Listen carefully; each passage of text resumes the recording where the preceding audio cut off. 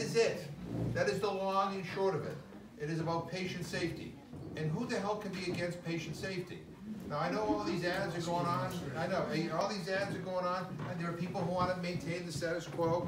You know, and the one issue, the one thing they keep on driving home, the critics of this, you know, is that the law will be implemented on January 1, 2019. How can we do this? You know, how can we get everything staffed up, and how can everything be in place by January 1 of next year? Well, the reality is, yeah, the law goes into effect on that date, but nothing really happens on that date other than it gets referred, you know, to the Health Policy Commission to draft regulations to figure out how we do this. I mean, that's the way it works. So all these scare tactics and all this, you know, panic language that you hear from some of the hospital administrators, I get it, they don't want to spend any more money, you know, but they're spending a boatload of money on advertising.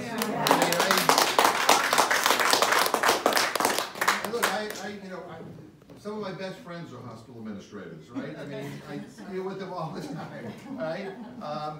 But one of the problems with healthcare in this country is that it is, you know, it is based on a for-profit model. I mean, everything is about money.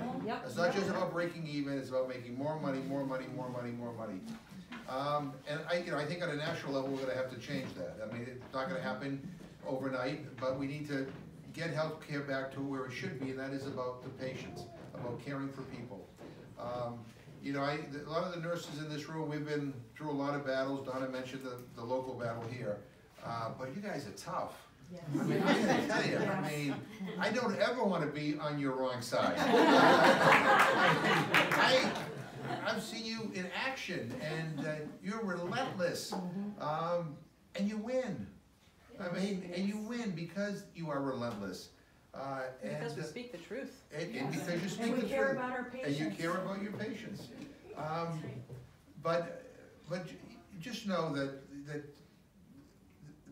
there are many of us, I think it's Lindsay as well, we're wind at your back.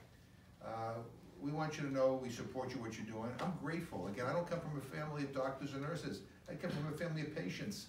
You know, I'm grateful for the work that you do, the life-saving work that you do, and you know, it's important, and this is an important battle. So I know, I mean, anybody who tells you that they enjoy campaigns when they're in the middle of one, I think they got a couple of screws loose. Right? Campaigns are tough, right? Campaigns are tough. Even for worthwhile causes and important causes, they're tough. And especially when people misrepresent the facts.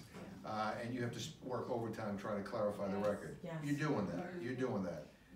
And people are coming out. More and more people, I think, are coming to realize that this makes sense. Let me just say one other thing. You know, no referendum is perfect. No politician is perfect. No hospital administrator is perfect, right? Bottom line is, there may have to be a few tweaks here and there as we go through the process. But that's normal. I mean, the marijuana law passed, what, two years ago, am I right? Right? I mean, you still can't buy marijuana in this state. Bottom line is, you know, this law passes, we're gonna make sure that it is implemented properly and effectively, and it guarantees that patients get the best quality care that is available on this planet. That's what this is all about. And I have to tell you, I'm grateful to all of you for sticking with this, and for going beyond the call of duty, because you have jobs, right? You have a real life, you have families, and I've seen you out holding signs, you know, in the rain, on cold days. You showing up early in the morning. You're at events late at night. You are spread out all across the state trying to help raise awareness about this issue. This is truly a grassroots campaign. And I believe that people are on your side, and I believe that you're setting the record straight on all the misrepresentations. And what's the latest figure that the hospitals are spending on you? Right now, 30 million. They're up to 30. We're predicting it'll be 40 million by November 30 million 6th. so far? So yeah. $30 to $40 million. Okay? Right. Yeah, that's coming right out of the hospitals, right? Right. Yes. Yeah. Right. That's coming out of the hospitals. So that's not going for nurses, or going for new equipment, or going for, you know, better care for patients. It's going into an ad campaign. Right. I mean, think about that. That's just ridiculous. So when they tell me, you know, we don't have the money, I'm like, yeah, we get $30–40 million to run an ad campaign. I mean, it's ridiculous. But look, let me just close with this because I think what's happening here, you know, has national implications as well. I mean, look, we are in a real difficult, we're facing a very difficult period in our country. We got a guy who's president who, quite frankly, doesn't have a clue, and who I think is dangerous and is temperamentally unfit to be president of the United States. I've never seen anything like this. And one of the challenges we all have, you have it, I have it, as we're all campaigning, is cutting through all the noise and all the craziness. I mean, we got a president who says the most outrageous things. He degrades women. You know, he wants to lock up his opponents. I mean, he embraces white supremacists. I mean, every day when you think he can't go lower, he goes lower. I mean, he's a bottomless pit when it comes to going low. And you know, I know it's hard to pierce through all that noise, you know, and talk to people about what really matters in their lives. And that's why, you know, you guys going door to door has made such a difference, because you're talking to voters one-on-one. But you know, here's my view. I mean, there's been a big debate over Michelle Obama's line, when they go low, we should go high. I mean, I tend to agree with her, but I also add this: when they go low, you know, we go to vote. We turn out to vote. And you have had people on the other side, I think, go pretty low. I mean, the hysterics are unbelievable.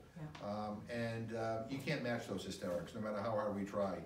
But the way you respond is you get out and vote. You get people to get out and vote, and that's what you're doing. So, no, I'm with you. The McGovern family is already, you know, my mother and father have filled out their absentee ballots. They've already voted yes.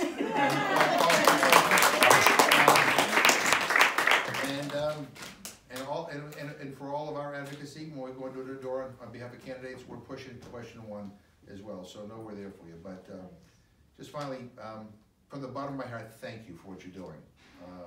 Because what you're doing is not only helping my family, you're helping people all across the Commonwealth. This is important stuff. I mean, this is what communities should be advocating for, and you're doing it. And you know, again, I began by saying you're on the side of angels. I really mean that. You know, it's about time that people come first in this country, and you're ensuring that here in Massachusetts. So thank you very much.